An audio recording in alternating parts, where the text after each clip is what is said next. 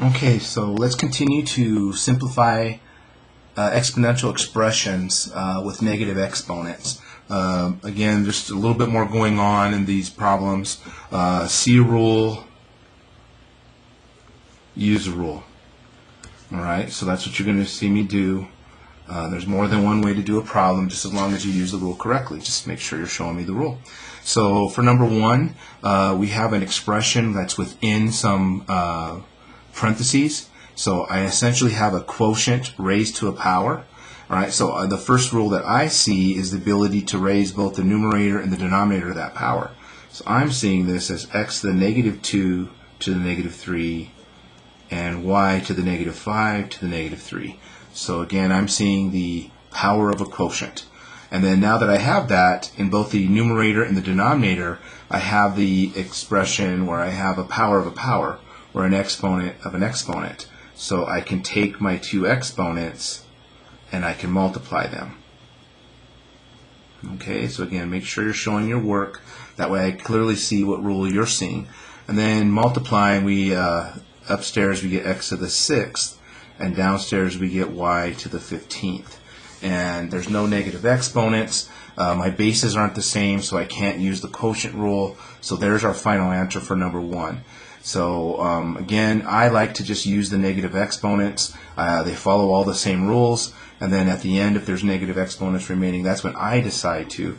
But of course, if you wanted to, you could have used the negative exponent rule at the beginning and then applied some ideas. But there's my way. I see the quotient rule, I see the power of a quotient, and then I see the power of a power, and then I just multiply. Alright, so there's number one. Number two, we have some negative exponents and some parentheses, so be careful. The way this first part is, this negative 2 only applies to the x. So I'm just going to rewrite that. Here I have some parentheses being raised to a power, and in those parentheses is a product. So I essentially have my power of a product. So each factor is going to be raised to that negative 2 using my power of a product. So 3 gets raised to the negative 2 and x gets raised to the negative 2. And we can do a little bit of a rearrangement, right? And I basically have my product rule twice. So I have 3 to the 1 plus negative 2, and I have x to the negative 2 plus negative 2. So the product rule says I add up my exponents. This gives us 3 to the negative 1, and this gives us x to the negative 4. I have some negative exponents, so we have 3 to the first power and x to the 4th. Of course, if you clean that up, that'll probably look just like that. So 1 over 3, x to the 4th power. Right? That's to an exponent there. So there's how I would simplify number 2 using my rule. So I first saw an opportunity to use the power of a product. I rearranged so I can use the product rule, add my exponents, and then my last rule was to use my negative exponents. Alright, in the next one, what I'm first going to do before I apply that negative power is I'm going to clean things up in the middle. Alright, so within these parentheses, I have two fractions, and this fraction out front simplifies just by using our normal simplification of fractions. So 2 goes into there, actually 4 goes into there 2 times, and 4 goes into there 3 times. So I have the fraction 3 halves, and then over here I have an opportunity to use my quotient rule, right? So my base is the same, so I keep the base and take my top exponent and subtract the bottom. So I get 3 halves x to the negative 4. Of course, all of this is still being raised to the negative 1 power, right? So I'm just basically simplifying what's inside these parentheses, and I still have to raise it to the negative 1 power. So at this time, what I see is I've got these two guys basically playing a role. I'm taking a power of a quotient, and I'm taking a power of a product. So everybody gets hit. I guess that negative 4 is upstairs. Everybody gets hit, all right, to the negative 1 power. And so we have 3 to the negative 1, 2 to the negative 1, and right here I'm basically using my power of a power where I multiply. So we have 3 to the negative 1, x to the 4th, and 2 to the negative 1. All right, and then last but not least, I have the opportunity to use my negative. So x to the fourth is going to stay put. 3 to the negative 1 is going to drop down to the denominator, and 2 to the negative 1 is going to move up to the numerator. Again, those are the first power. All right, and so there would be the simplification of that. Of course, some of you might want to just distribute that power all the way through, right? Use the quotient and the product rule all at once, and then simplify. But there's my route. All right, so each case, I'm again showing the rules that I'm using. So make sure you're showing the same stuff. That way I see the rule that you're also using. For number 4, again, we have a lot of issues going on, but what I basically have is a product being raised to a power and a product being raised to a power. So I basically have that rule twice. So this is a to the third raised to the negative 2, b to the negative 1 raised to the negative 2, a raised to the negative 3, and b raised to the negative 3. Right? These two, I now have an opportunity to use my power of a power. So I have 3 times negative 2 and negative 1 times negative 2, and of course these guys are just left alone. So we have a to the negative 6, b to the squared, a to the negative third, and b to the negative third. Okay? If you want, you can rearrange these now.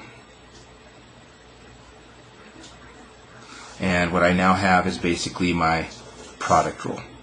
So I'm going to add my exponents here, and I'm going to add my exponents there. This gives us a to the negative 9 and b to the negative 1. So the last rule I'll use is my negative exponent rule. A to the negative 9 becomes a over 9, and b to the negative 1 basically becomes b to the first power. And so there would be our simplification of that expression for number 4. So again, power of a product, and then I had an opportunity to use the power of a power where I multiply, did a little rearrangement. Now I have my product rule, add my exponents, use my negative power rule next. Okay, so there's that. Again, there's a couple things we can do with number 5. I could go back like I did number 3 and simplify what's inside here first, all right? Or I can just kind of see I have both the quotient, right, raised to a power, and products raised to a power. So basically what I have are these two rules all at once. So everybody is going to be raised to the second power. So I'm basically using power of a quotient and a power of product. Everybody gets hit by the power. Now what I have in all circumstances is I have powers of powers.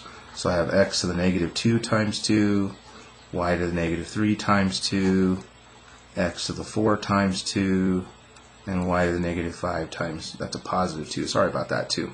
So doing all my multiplications, we get negative 4, we get negative 6, right? We get 8, and y to the negative 10. Alright, and then at this juncture, let me bring it up a little higher, I see two opportunities to use my quotient rule. So we have x, top exponent minus bottom. We have y, top exponent minus bottom. So we end up with x to the negative 12. This is negative 6 plus 10, so we get a 4. And then last but not least, we have a negative power. So y to the 4th will stay put, and x to the negative 12th will drop down. And so there's our final answer for number 5. Again, you could have simplified in the beginning first, and you'll get the same answer. I just chose to see these two rules at once, and then I saw my power of a power rule, and then I saw my quotient rule, and then I saw my negative exponent rule. Alright, so lots of rules going on. The idea again, you see a rule, use a rule. Make sure you guys are talking on Canvas through some homework problems. It'll be surprising. You guys will probably surprise yourself as you guys notice that, hey, I saw this rule first, and then I have a classmate who solves a different rule, but we all end up with the same answer. And I think that's what makes math cool. So make sure you're showing your work, express yourself, use your language, and you'll get better at all this. So this pretty much wraps up our discussion on exponents, all the different rules and how to apply them to simplify expressions. And obviously we'll be using these in the future. So see you guys in the next video.